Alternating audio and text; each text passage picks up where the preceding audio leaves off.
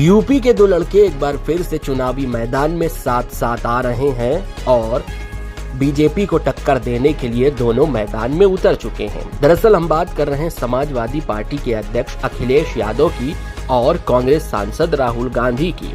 सपा और कांग्रेस की ओर से यूपी में गठबंधन पर बात बन गई है और दोनों पार्टियों में सीट बंटवारे पर बात फाइनल हो गई है। समझौते के तहत यूपी की 80 सीटों में से कांग्रेस 17 सीटों पर जबकि समाजवादी पार्टी 63 सीटों पर चुनाव लड़ेगी।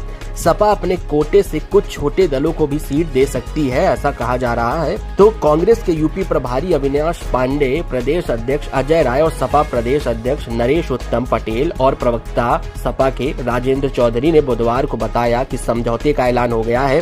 यूपी में 7 साल बाद कांग्रेस और सपा दोबारा एक साथ मिलकर चुनाव लड़ेंगी। यह निर्णय लिया गया है कि भारतीय राष्ट्रीय कांग्रेस यहाँ पर उत्तर प्रदेश में 17 सीटों पर चुनाव लड़ेगी और इस गठबंधन के तहत अन्य जो बची हुई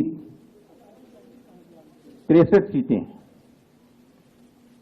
इन पर इंडिया गठबंधन के जो भी उम्मीदवार समाजवादी पार्टी के अन्य दलों के भी जो कि इसमें समावित होकर इस गठबंधन में शामिल होंगे, उनका हम सब में डटकर मुकाबला करेंगे और भारतीय जनता पार्टी को शिकस्त देंगे। पहले 2017 में दोनों दल विधानसभा चुनाव में साथ साथ आए थे। अब आपको बता दें कि अखिलेश यादव के राहुल गांधी की भारत जोड़ो न्याय यात्रा में नहीं शामिल होने से ऐसा लग रहा था कि मानो अब ये गठबंधन नहीं रहेगा।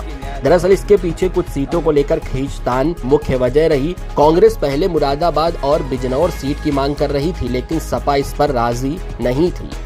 कांग्रेस ने जब बिजनौर और मुरादाबाद सीट की डिमांड ड्रॉप कर दी तो सपा राजी हो गई। सपा भी वाराणसी से उम्मीदवार नहीं उतारेगी। गठबंधन कराने में प्रियंका गांधी की भूमिका खास रही।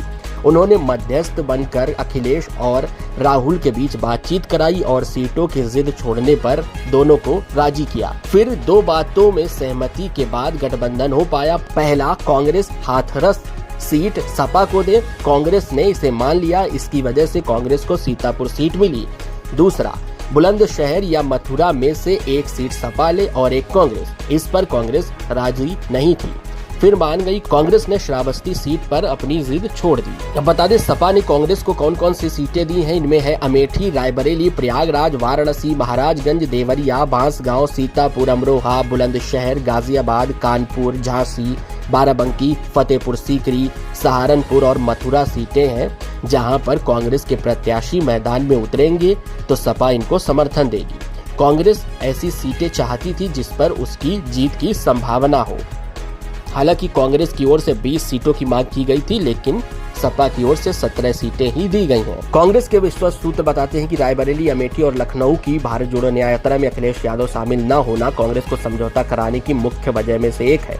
अखिलेश ने राहुल की यात्रा में शामिल न होने से पहले बयान दिया था। जब सीटों पर बंटवारा हो गया तब वो यात्रा में शामिल होंगे और ऐसे में सीटों को लेकर वह तालमेल बिठाने लगा और फिर सीटों पर बात बन गई। अब आपको ये भी बता दें कि जिन 17 सीटों पर कांग्रेस को समाजवादी पार्टी ने टिकट दिया है उनमें से 16 सीटें ऐसी हैं जिनमें बीजेपी की जीत हुई थी और एक सीट केवल है रायबरेली जहां पर कांग्रेस की जीत हुई थी साल 2019 में। अब देखना होगा ये जो गठबंधन है समाजवादी पार्टी और कांग्रेस का, ये कितना सफल साबित होगा और बीजेपी को टक्कर देने में इसका कितना रोल रहेगा और लोकसभा चुनावों में जनता कितना भरोसा जताएगी इस गठबंधन पर,